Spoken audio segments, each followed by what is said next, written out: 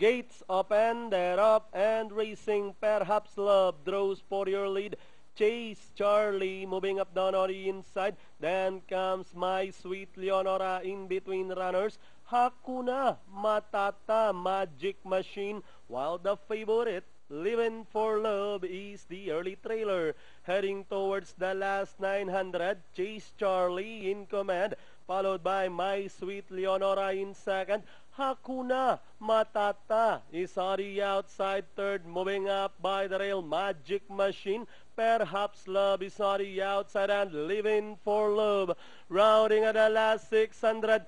Chase Charlie still leading the field, followed now by Magic Machine by the rail, and on the outside, Hakuna Matata, My Sweet Leonora, and Perhaps Love as they race at the final corner, with Chase Charlie still leading the field. Magic Machine down on the inside, My Sweet Leonora, Hakuna Matata, Perhaps Love, and down the stretch they come.